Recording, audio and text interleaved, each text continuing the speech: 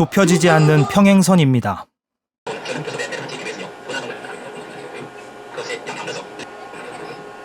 (1965년) 한국과 일본은 어두운 과거를 뒤로하고 정식으로 국교를 맺습니다.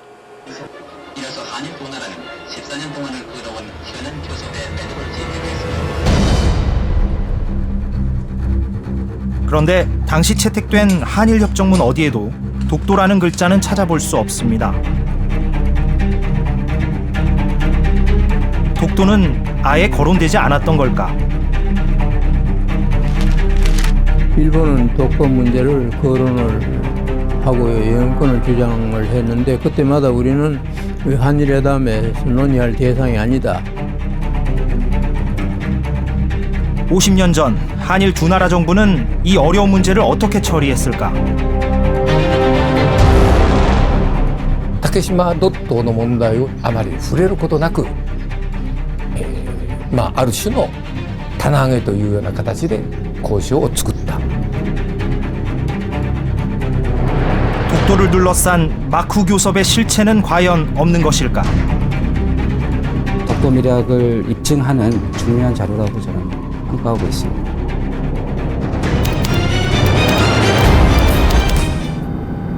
경상북도 울릉군 울릉읍 독도리.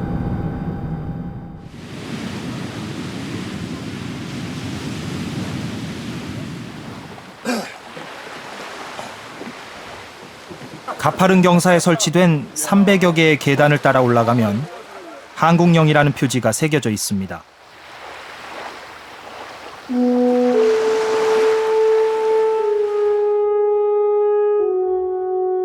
독도 의용수비대.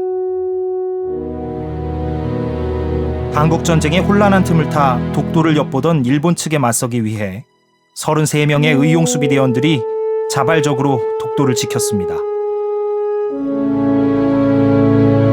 정부 지원금 한 푼 없이 애국심만 가지고 나섰던 민간인들이었습니다.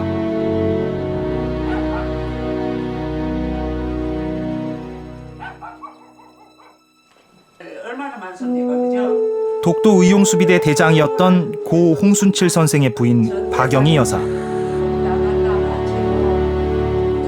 위에 제일 꼭대기에 있어야만이 일본 배가 오는 게 제일 빨리 볼 수 있고, 저 멀리 오는 마을이가 보고 오는데 우리가 대치를 빨리 해야 되잖아요. 그래서 이제 동도에다가 막사를 지었다. 지금 현 경비정이 그 자리가 막사 지었던 자리예요. 지금. 독도에 못 가지. 울릉도에만 계셨고. 예. 전쟁이 남긴 상처에 신음하던 국가를 대신해서 독도를 지켜낸 3년여의 시간이었습니다. 군에 있을 때. 그 꼭대기에 막사를 전부 다 대원들이 제목을 전부 다 짊어지고 하나씩 갖다 올리고 이래가지고 막사를 짓고 이래 한 거예요. 얼마나 고통이 많았겠습니까, 그죠? 애를 많이 먹었지. 그런데 그 지금을 생각하니까 대원들이 너무 고마워요. 홍 대장의 명에 따라주었으니까. 고 홍순칠 대장은 독도의 실효적 지배를 강화하기 위해선 독도 개발을 본격화해야 한다고 주장했습니다. 1960년대 말부터 여러 차례 독도 개발 계획서를 제출했지만 정부는 받아들이지 않았습니다. 홍 대장이 우리 대원들이 거기 가가 살겠다. 그 살고 있어야만이 실효적인 지배를 강화할 수 있다. 누구도 생각 못한 거 홍 대장이 개발 계획서를 해가지고 우리 대원들이 10사람은 거기가 거주를 하겠다. 거주할 집을 만들어 두고 그래 올리거든.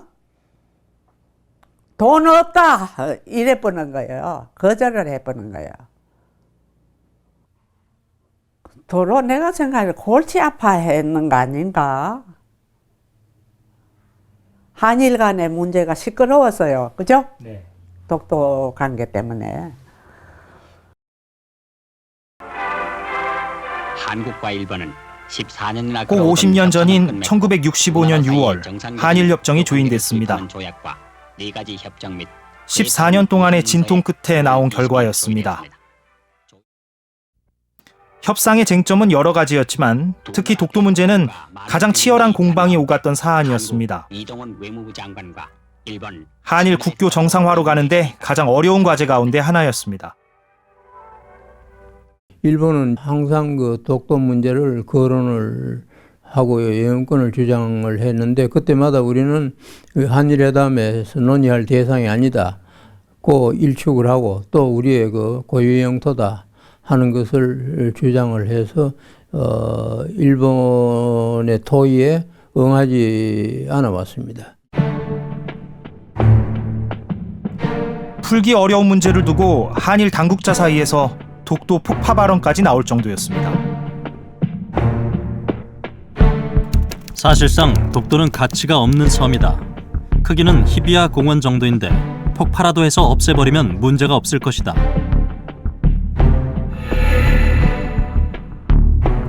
농담으로는 독도에서 금이 나오는 것도 아니고 갈매기 똥도 없으니 폭파해 버리자고 말한 일이 있다.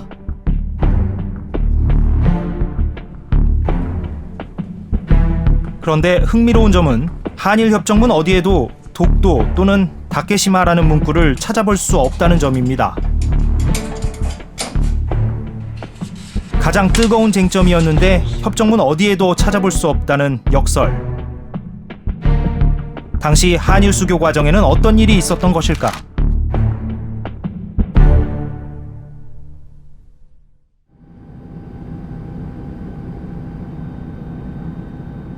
이른바 독도 밀약설은 한일 협정을 5달 앞둔 1965년 1월 한일 비공식 협상팀이 독도 문제 해결 방안을 마쿠에서 합의했다는 걸 말합니다. 밀약설은 오래전부터 조금씩 제기되어 왔습니다. 한일협정 타결 뒤인 1965년 12월 대한민국 국회.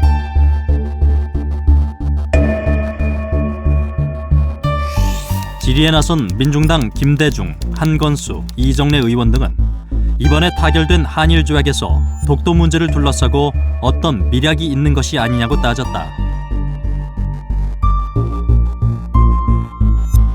그로부터 20년 뒤 1985년에는 김종필 전 총리의 친형인 고 김종락 씨가 마쿠 활동을 했다며 자신의 이야기를 언론에 일부 털어놓습니다. 동생의 뒤를 이어 한일 국교 정상화의 마쿠 주역을 맡은 것은 참으로 묘한 인연이었다. 교섭은 철저히 베일 속에 가려진 채 진행됐다. 아는 사람은 박정희 대통령, 정일권 국무총리, 김영옥 중앙정보부장 등 3명밖에 없었다.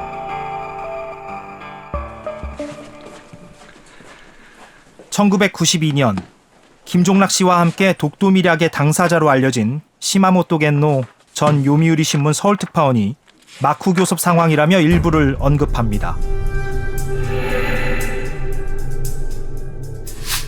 고노 국무대신 정일권 총리 비밀 교섭. 14년 동안의 어려운 교섭이 타결된 배후에는 당시 정일권 국무총리와 고노 이치로 장관 사이에 비밀 교섭이 있었다. 두 사람은 서로 대면하지는 않았다.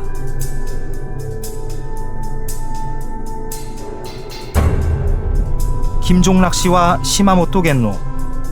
이제는 고인이 된 두 사람의 증언을 토대로 한 책이 서점가에 나오기도 했습니다.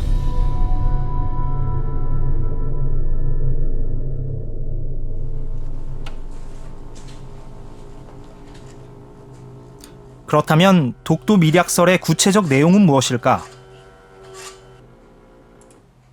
생전의 당사자들은 독도 밀약이 최종 합의된 시점이 한일 회담 막바지인 1965년 1월 11일쯤이라고 말했습니다.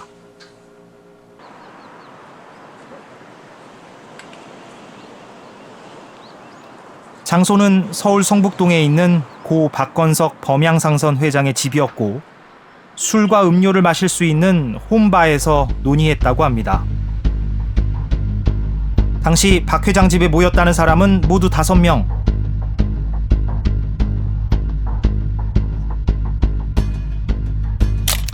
한국 쪽에서는 정일권 국무총리와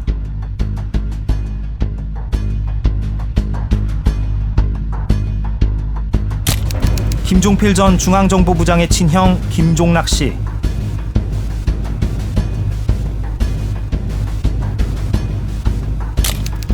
문덕주 외무차관이었습니다.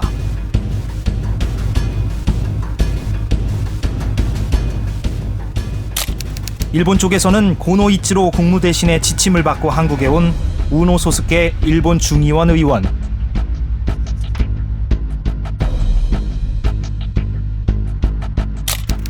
요미우리 신문 서울 특파원이었던 시마모토 겐노였습니다. 이제는 모두 고인이 된 이들이 이른바 독도 밀약을 위한 회동에 참석했었다는 게 생전 당사자들의 회고입니다.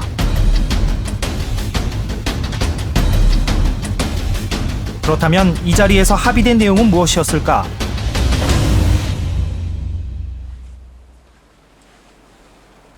이 자리에 동석했다는 시마모토 겐노는 2005년이 돼서야 개간지 일한협력에 그 내용을 처음으로 공개했습니다. 독도 문제는 해결하지 않은 것을 해결한 것으로 간주한다. 따라서 한일 조약에서는 언급하지 않는다. 두 나라가 독도를 자국 영토라고 주장하는 것을 인정한다. 서로 반론하는 것도 인정한다. 두 나라 모두 독도를 자국 영토로 해서 어업 구역 선을 긋고 중복되는 부분은 공동 수역으로 한다.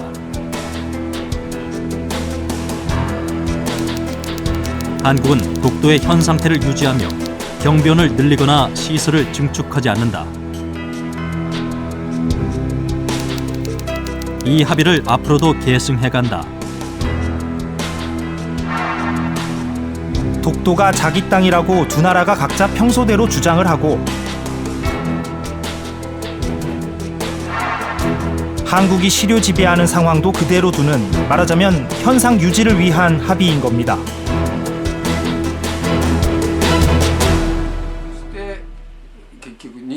골치 아픈 문제를 뒤로 미뤄두자는 보류의 의미를 가지고 있다고 평가됩니다. 竹島ドットの問題を言っていれば交渉は成立しませんから、それで基本的にはこの問題にあまり触れることなく、ある種の棚上げというような形で交渉を作った。 그렇다면 그런 합의 내용이 담긴 문서는 지금 어디에 있을까?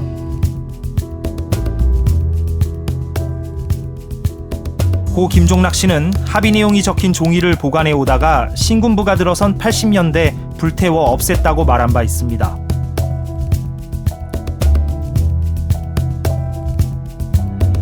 당사자들의 구체적인 증언은 있는데 증거가 뒷받침되지 않다 보니 독도 밀약의 실체를 둘러싸고 있다 없다 주장이 엇갈렸습니다.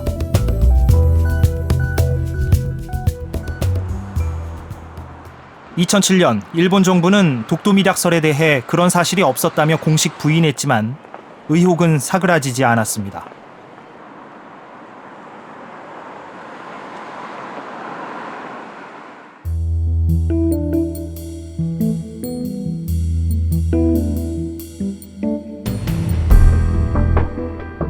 그런데 독도 밀약이 실제로 있었는지 여부를 떠나 밀약설의 내용을 떠올리게 하는 어떤 현상들이 이어져 왔습니다.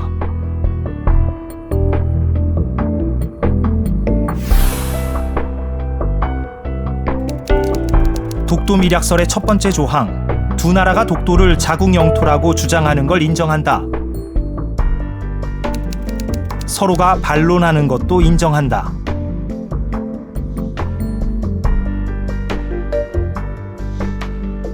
한일 회담이 진행될 당시에도 또 협정이 체결된 직후에도 일본은 독도가 일본 땅이라는 내용의 구상서를 한국 정부에 보내왔습니다.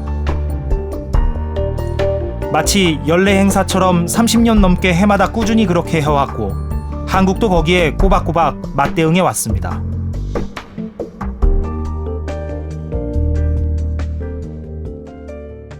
그 장관 매년 3일 전날 3월 1일 일본 제 대한민국 일본군 대사관 명의로 저희 외교부에 구상서가 날라오죠. 네, 요즘은 매년 안 온다고 합니다. 과거에 매년 왔었는데. 예. 그 내용이 어떤 내용으로 왔습니까? 그럼 요즘엔 겸연으로 옵니까? 어떻게 어떻게 되고 있습니까? 과거에 이제 상당히 오래전에 일본이 자기들의 그 주장을 기록으로 다 남긴다 이런 차원에서 이제 독도가 일본 땅이다, 일본의 영토다 이런 얘기를 해왔고 우리가 거기에 대해서 응대를 독도 영유권을 주장하는 그 구상서 그거 마지막으로 최근에 아주 마지막으로 온 것이 95년 7월로 지금 되어 있습니다.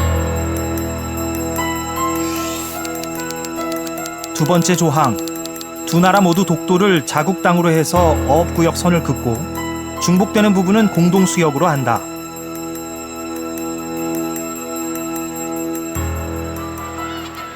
실제 1965년 타결된 한일 어업협정에서는 독도 주변 해역이 두 나라 모두 조업이 가능한 공동 규제 수역으로 포함됐습니다.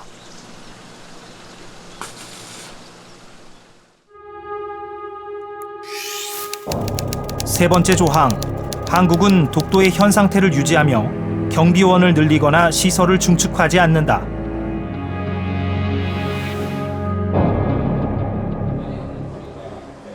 일본은 한일 수교 이후 한국의 독도 시료 지배를 위협할 만한 물리적 행사를 시도한 적은 사실상 없었습니다.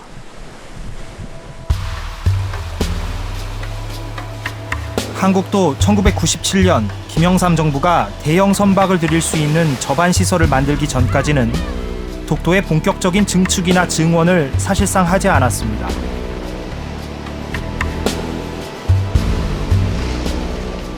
僕が外務省で仕事をしている中で一つ言えることは65年から90年代の前半までその密約が本当にあったかなかったかは別としてですね、あの密約に書いてあるような大体そういうような形で日本と韓国の間で竹島問題は政府間でですね処理されてきたのは僕は事実だと思います。 독도 밀약설의 실체를 뒷받침할 근거 자료는 정말 없는 걸까? 취재진은 한일협정 외교문서를 분류하고 많은 연구 성과를 낸 국민대 일본학 연구소와 함께 독도 밀약설의 실체를 추적했습니다. 일본 정부가 2008년부터 지난해까지 공개해온 외교문서 6만여 쪽, 한국 측 외교문서 3만여 쪽 등 두 나라 정부 문서를 중심으로 정밀한 검토를 진행했습니다.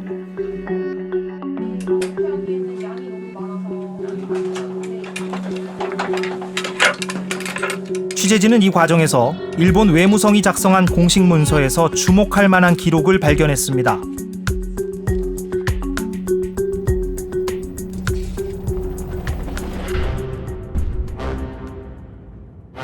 한일협정 타결 이후 작성된 이 문서에는 독도 밀약에 참여했다는 바로 그 당사자들이 마쿠 교섭을 했던 과정이 기록돼 있습니다.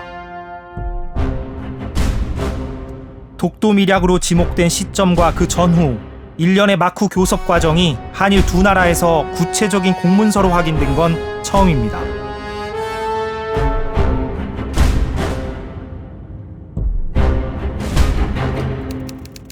한일 간의 외무 관계자에 의한 교섭과는 별도로 1964년 말부터 1965년 1월에 고노이치로 국무대신의 뜻에 의해 우노 소속의 국회의원이 한국에 방문해 비밀리에 정일관 총리와 회담했다.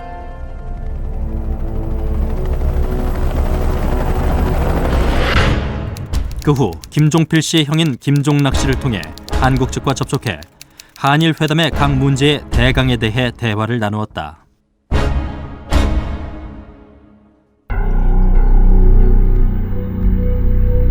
고노이치로 국무대신의 오른팔로 불렸던 우노 의원이 비밀리에 먼저 1차로 한국을 방문했다고 기록돼 있습니다.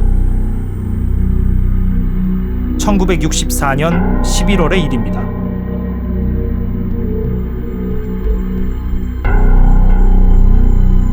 우노의 방안에 이어 이번에는 한국 측의 밀사 역할이었던 김종락 씨가 일본을 방문했다는 기록이 나옵니다. 1964년 12월입니다. 김종락 씨는 마쿠 교섭의 일본 측 대표격인 고노이치로의 방한을 요청합니다. 이 과정에서 양측의 미묘한 신경전도 읽힙니다.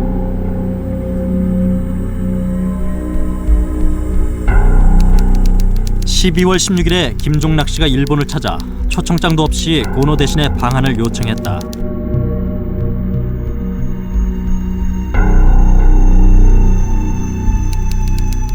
고노 대신은 한국 측이 어떤 이야기를 꺼낼지 사전에 알려주지 않는다면 방한할 수 없다는 태도를 보였다.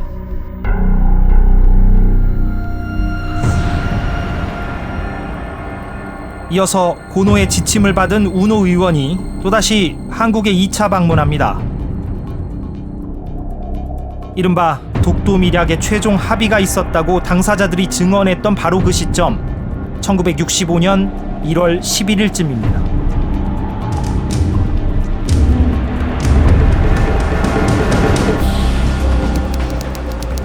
우노 씨는 일본 외무성에서 한국에 대한 방침을 설명 듣고 1965년 1월 10일부터 12일까지 방한해 10일 밤 정일관 총리, 최영택, 김종락 씨를 만났다.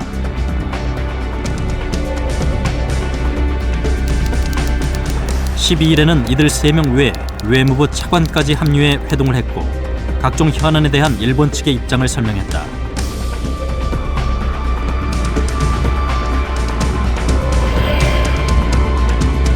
특정 시기와 참여한 인물 등이 독도 밀약설을 세상에 꺼냈던 관계자들의 증언과 구체적으로 일치합니다.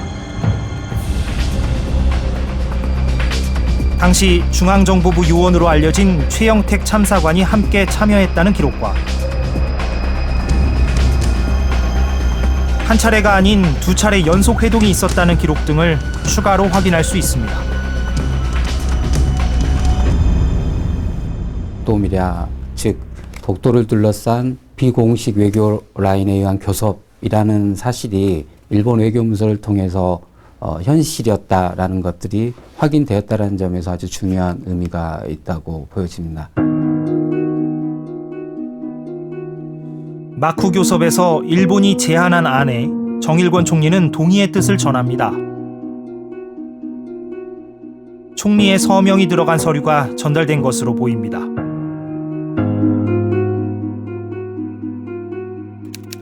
정일권 총리가 기본 사안과 기타 사항에 대해 일본 측 안에 동의한다는 뜻을 전달했다.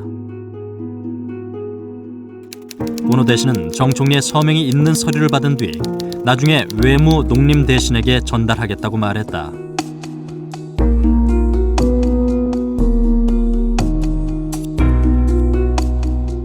비밀 마쿠 교섭의 특성상 무엇을 논의했는지와 독도에 대한 직접적 언급은 기록돼 있지 않습니다. 당시 한일회담 막바지 최대 쟁점은 어업 문제와 평화선 그리고 독도였습니다.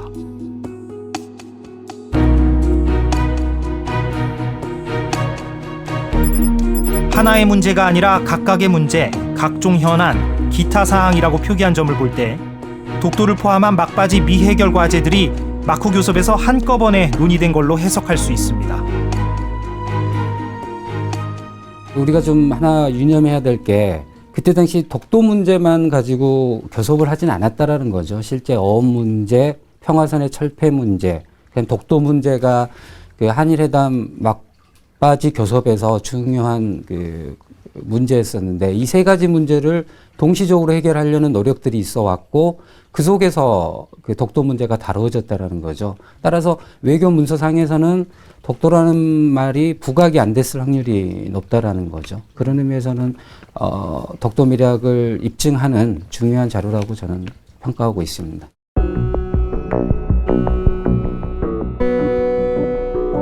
이런 마쿠 교섭을 중시한 한국 태도에 대해 일본 관료들의 평가도 엿볼 수 있습니다.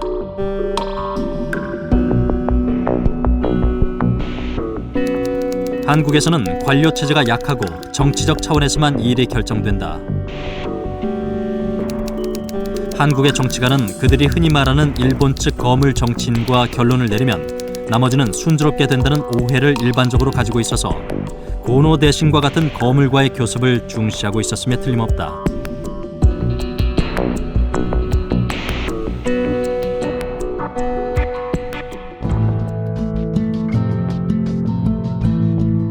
(1976년) 미국 정가를 흔들었던 이른바 코리아 게이트. 취재진은 코리아 게이트의 당사자인 박동선 씨를 만날 수 있었습니다. 여든의 나이지만 여전히 왕성한 활동을 하고 있는 박 씨는 마쿠 교섭 장소를 제공했다는 고 박건석 회장의 친동생입니다. 박 씨는 취재진에게 새로운 이야기를 들려줬습니다. 1964년과 65년 당시 마쿠 교섭 당사자들의 만남은 성북동이 아니라 인근 가회동 자택이었다고 합니다. 요 집이 지금 당시에 그 박건석 회장님께서 계셨던 그 집인가요? 맞습니다. 근데 지금은 바로 위에 누님이 예. 우리 형님보다는 7년 아니죠 5년 아래신 누님이 살고 계시고요. 아 지금은 누님이 거주하고 네, 계시고. 네. 아 예. 그러면 그 박건석 회장님께서 여기에서 쭉 그때 당시 64년, 65년에도 살고 계시다가 성북동으로 이제 나중에 이사를 가셨다면서요? 그렇죠. 나중에 이제 땅을 마련하고 예. 집을 짓고 나갔죠. 그 성북동으로 이사 가신 거는 언제쯤입니까? 그러면? 내가 기억하기에는 70년대 초. 아 70년대 초에. 네. 박건석 회장이 새로 이사간 집이 가회동과 가까운 성북동이다 보니 당사자들이 훗날 착각을 했던 것으로 보입니다. 그분들은 이제 성북동이다 이렇게 기억을 하셨었는데 그건 좀 어떻게 착각을 하신 건가요? 그렇죠. 제가 그 당시에 형님하고 주고받은 얘기도 있었고 또 제가 기억하기에는 1964년도 여름이라고 생각했다는데 그때부터 여러 차례 일본서도 국회의원들이 오시고 그래가지고 독도에 대한 협상을 한 걸로 알고 있습니다. 마쿠 교섭 참석자들이 이용했다는 홈바도 가회동 자택 반지하 공간에 지금도 남아있다고 합니다. 그럼 그때도 홈바에서 이제 얘기가 오갔다고 그렇게 증언들을 하셨는데 이제 그 돌아가시기 전에 김종락 씨라든가 시마모토 선생님께서 근데 지금도 그 홈바 형태가 남아 있습니다. 아 그렇습니다. 네. 이게 누설되거나 그러면은 이제 큰 문제가 생기니까 상당히 장소를 결정하는데 신경을 썼던 것 같아요. 예. 근데 우리 형님이면은 믿을 수 있으니까 근데 형님이 협상에 직접 참여한 건 아니고 제가 듣기에는 형님은 또 정치인들이 주변에 많았지만은 정치를 좋아하고 뭐 이런 거를 그렇게 원하는 분이 아니기 때문에.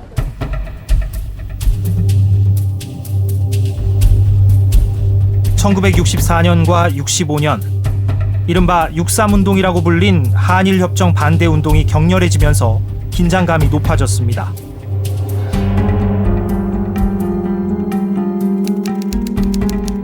한국 측은 한일 회담의 대강을 한국의 학교가 쉬는 방학 동안에 정해버리고 싶은 생각이다.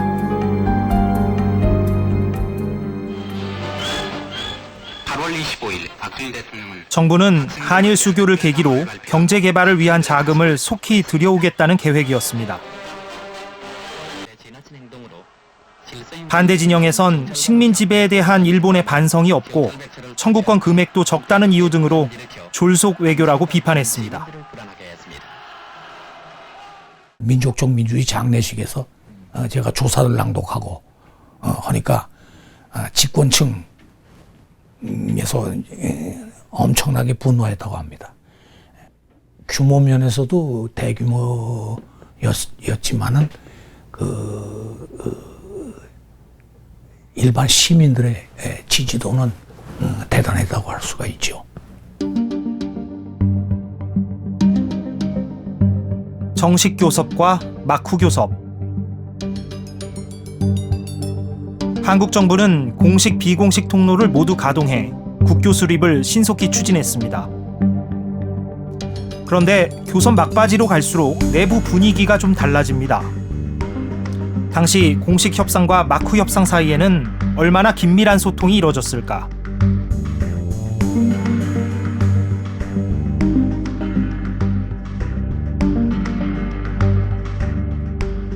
한일 수교 이후에 초대 주일 한국 대사가 되는 김동조 대표.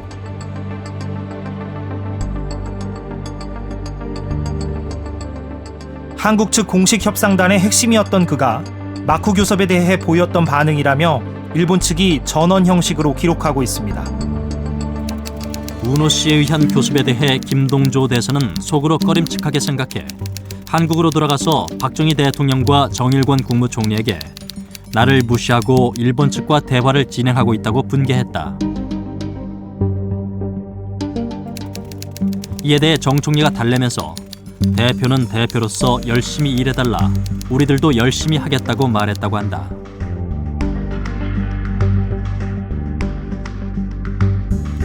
고 김종락 씨가 생전에 말한 대로 정식 교섭팀과 마쿠 교섭팀이 철저히 분리돼 움직였다는 걸 확인할 수 있습니다.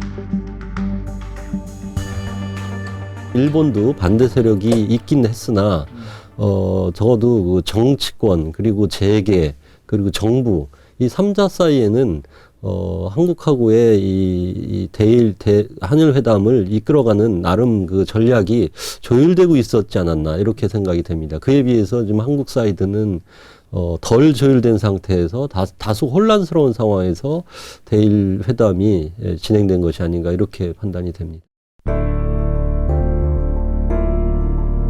이동원 장관과 김동조 대표 등 정식 교섭 담당자들의 반발 속에 마쿠 교섭의 영향력은 조금씩 줄어듭니다.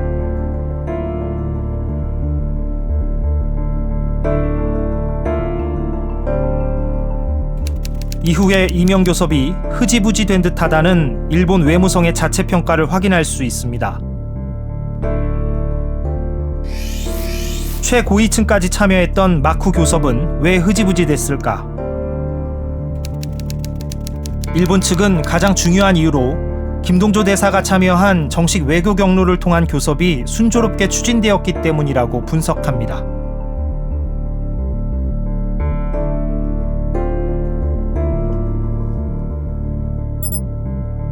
이동원 장관이 1965년 3월 11일 사토 총리와 회담했을 때 이 장관은 한국 측은 고노의 협상이 이미 그 임무를 끝냈다고 보고 있으며 이런 측면 협상으로 정규 협상이 영향을 받을 것이라고는 생각하지 않는다고 말했다.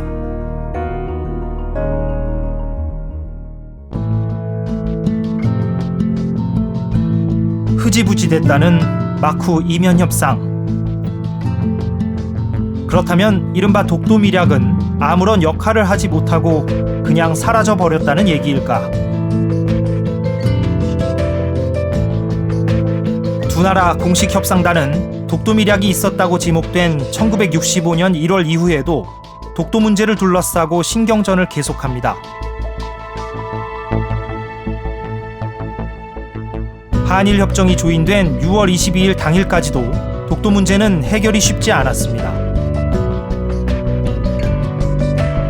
치열한 줄다리기 끝에 두 나라는 결국 한일 협정 마지막 날 하나의 합의서를 채택합니다. 분쟁 해결에 관한 교환 공문. 두 나라의 분쟁이 있을 때 어떻게 해결해야 하는지 그 원칙과 절차를 적어놓은 합의문입니다. 양국 간의 분쟁은 우선 외교상의 경로를 통하여 해결하는 것으로 하고 이에 의하여 해결할 수가 없을 경우에는 양국 정부가 합의하는 절차에 따라 조정에 의하여 해결을 도모한다. 이 합의문이 나오기까지 한국과 일본은 적잖은 진통을 겪었습니다. 문구 하나가 문제였습니다. 독도라는 단어를 넣어야 하느냐 빼야 하느냐가 관건이었던 겁니다.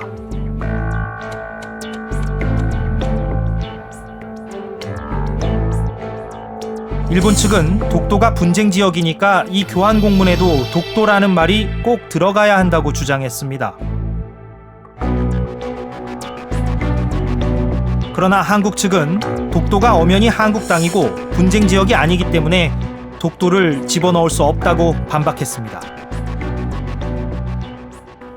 서로의 입장이 팽팽하게 맞섰고 그 뒤에 수석 대표 회의에서도 서로가 절대로 서로 입장을 양보를 안 하고 결국은 6월 22일 날 기본조약과 기타 협정 서명하는 날까지 이 문제가 미결로 그냥 이어져 왔습니다.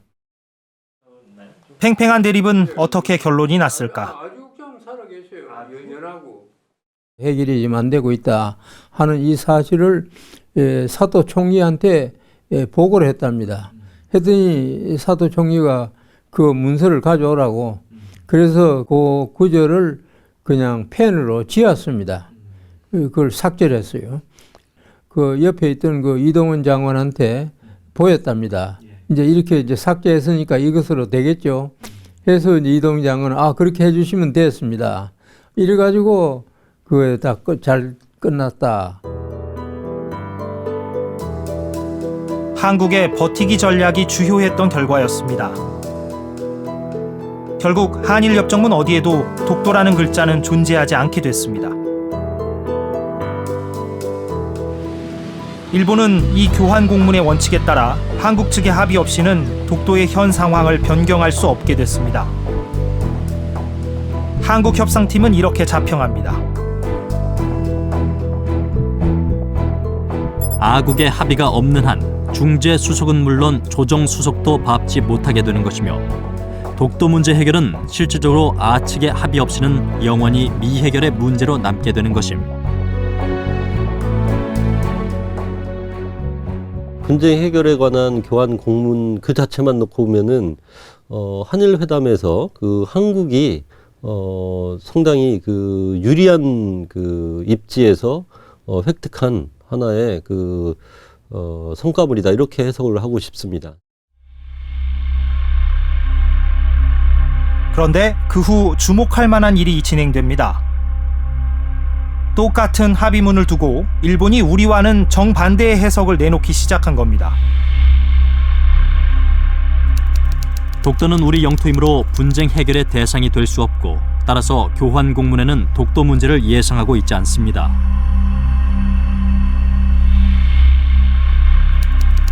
한국의 이동환 장관이 독도는 교환 공문으로 처리될 수 없다고 말했습니다. 일본 정부의 입장과 다르지 않습니까? 이걸 어떻게 설명하시겠습니까?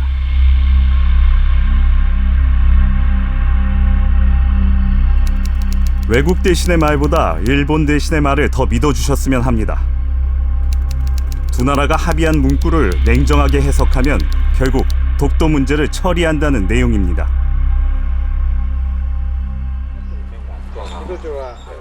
같은 합의문을 놓고 독도가 들어있는 건지 없는 건지 각자 정반대로 받아들였던 겁니다. でこれは外交上でいうと同床異夢といいまして、同じベッドの中で別の夢を見ると、同床異夢という。で本当に問題が難しくなると外交官っていうのはそういう形で問題を処理するんですね。日本は日本の解釈、韓国は韓国の解釈。 똑같은 합의문인데 서로 다른 해석과 서로 다른 주장. 각자 자기 입장에 따라 행동한다는 이런 원칙과 공감대를 두 나라 외교 당국이 사전에 조율했음을 시사하는 대목이 나옵니다. 이동환 장관은 한국 측 대표단이 귀국 후 교환 공문에 독도가 포함되지 않는다는 취지를 말하는 일이 있어도 일본 측은 공식적으로 반론을 제기하지 말아달라.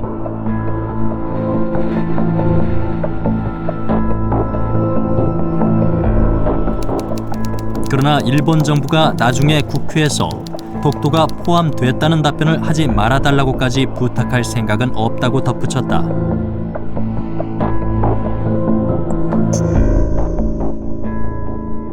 이에 대해 사토 총리는 알겠다고 답했다.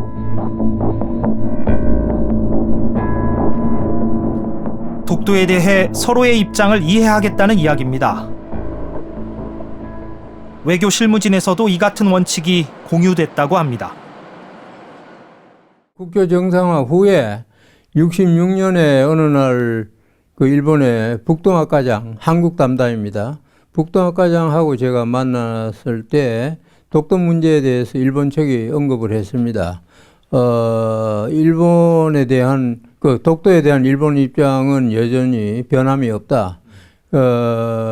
그러니까 그 1년에 한 번씩 그냥 그 외교 문서로 구상서로 가지고 한국 쪽에다가 그 독도 영유권을 일본 입장을 주장하는 그런 공문서를 보내겠는데 이것은 언론에 발표를 안 하고 조용히 보내겠다. 그렇게 이해를 해달라고 저희한테 얘기를 했습니다. 우리가 거부한다고 해서 일본이 자기 입장을 철회할 리가 없을 거니까 우리는 그대로 과거에 한 것처럼 일본의 그 항의 문서 또 일본 주장 문서를 그대로 받고 우리도 조용하게 그 우리 한국의 반론, 우리 한국 입장을 비슷한 외교 문서로 그대로 일본 측에 전달하고 우리도 언론에다가 그것을 특별히 발표 안 하고 이렇게 하기로 방침을 정하고 계속 그 뒤에 오랫동안 그 관행을 그대로 유지를 해왔습니다.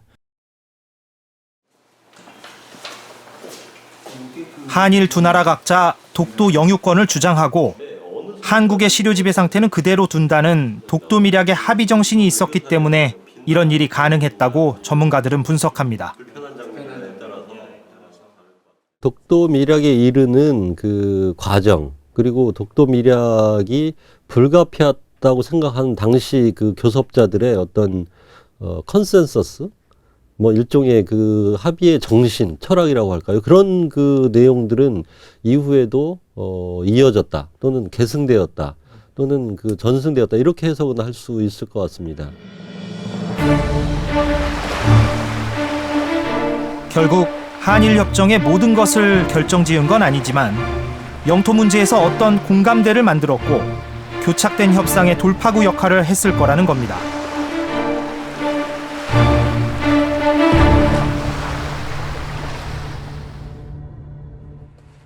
그런데 여기서 궁금증이 하나 생깁니다. 마쿠 협상 내용을 적은 문건은 어디에 있을까 하는 물음입니다. 고 김종락 씨는 독도 밀약이 적힌 종이를 80년대 신군부의 반응이 두려워서 태워 없앴다고 말했습니다.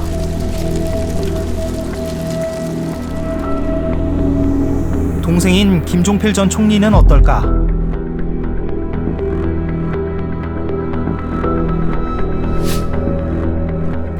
일본 외무성 문서에는 김종필 전 총리도 당시 이명교섭에 관여했던 것 같다고 적고 있습니다.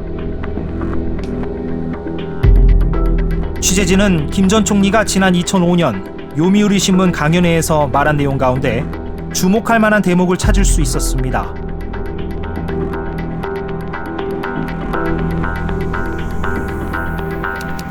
일본은 독도 영유권 주장을 과감히 포기하든지 그렇게 할 수 없다면 현상을 인정하고 지금처럼 미해결 상태로 놓아두는 미해결의 해결은 불가능한 것일까 하고 생각해 봅니다.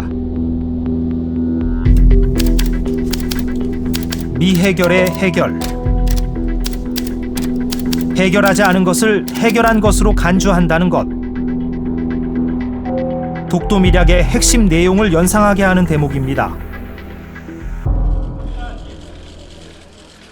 취재진은 좀 더 자세한 얘기를 듣기 위해 김 전 총리 측에 인터뷰를 요청했지만 받아들여지지 않았습니다.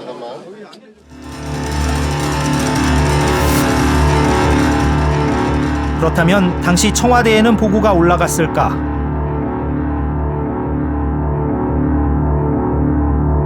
취재진이 확인한 당시 대통령 비서실이 작성한 보고서입니다. 한일회담 대책의 최종 검토라는 제목의 보고서에서 대통령 참모진은 마쿠 교섭의 부작용을 지적합니다.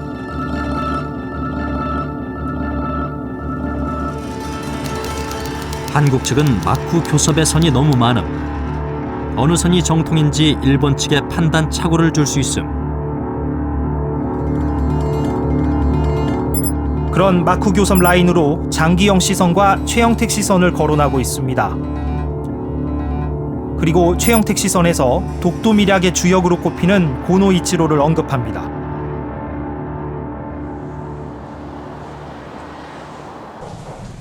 그러나 취재진이 대통령 기록관 등에 확인한 결과 박정희 대통령 시기의 독도 관련 기록은 두세 건을 제외하고는 거의 남아있지 않았습니다.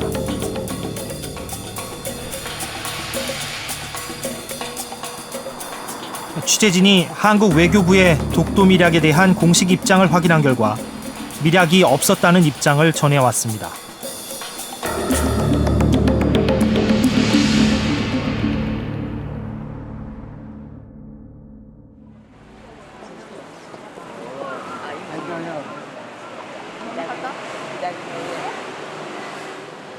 독도 밀약의 내용이 담긴 문서의 행방.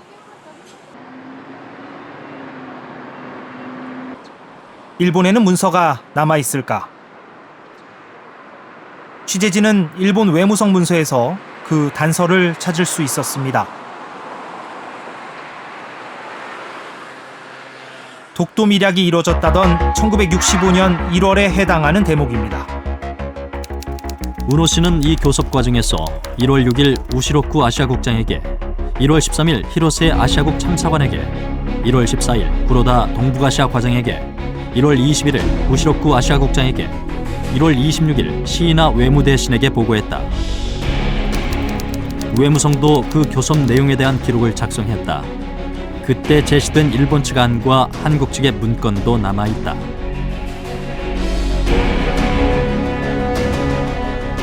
우노 의원이 일본 외무성에 마쿠 교섭 내용을 일일이 보고했고 외무성도 그 내용을 보고서로 작성했다는 겁니다. 더 나아가 합의되기 이전에 일본 측 안과 한국 측 안이 각각 문서로 남아있다는 대목도 주목됩니다. 독도 밀약서가 포함됐거나 혹은 그 내용이 간접적으로 적힌 보고서가 있을 가능성이 충분합니다.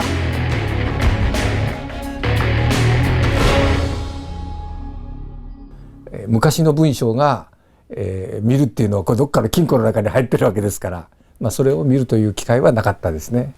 日韓関係の領土問題は一応収まってますから、私の方でその文章を見なければならないということを説明することは多分できないと思うんですよね。だからそのまま、金庫の中に入ってると思います。 취재진은 일본 외무성을 상대로 해당 문서에 대한 정보 공개를 청구했습니다.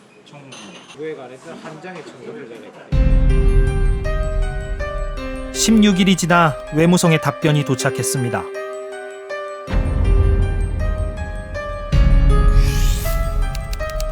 해당 문서가 포함됐을 가능성이 있는 파일이 대단히 많고 처리해야 할 문서 공개 청구가 많다는 이유로 공개할지 여부를 나중에 결정하겠다고 미뤘습니다.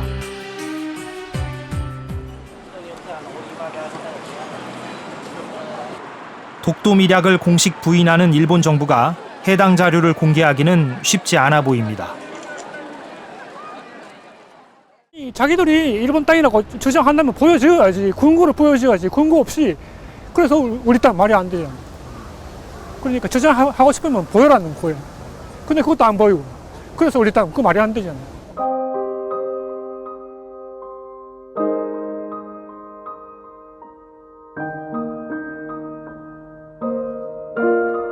(1990년대) 들어 달라진 국내외적 상황에서 독도 갈등은 다시 점화됐습니다.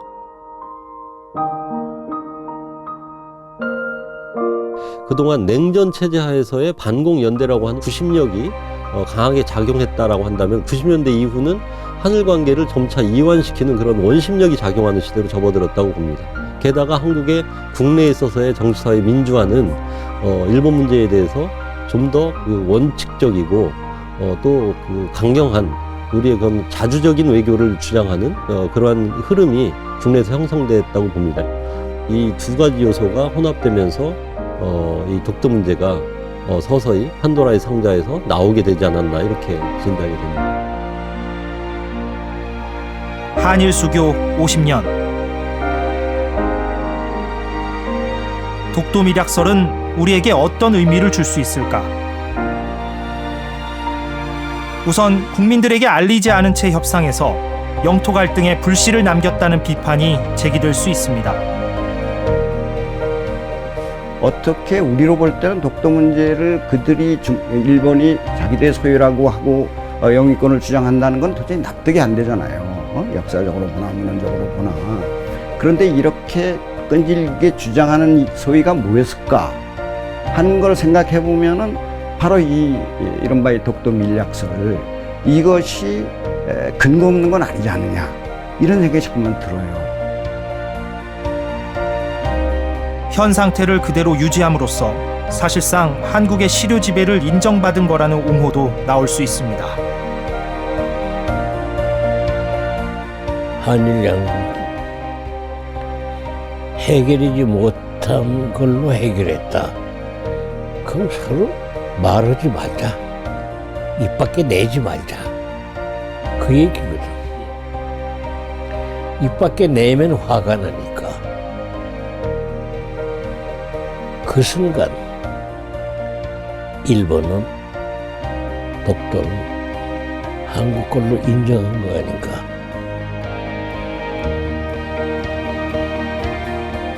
중요한 것은 현 시점에서 과거가 주는 교훈을 종합적으로 인식하는 일일 겁니다.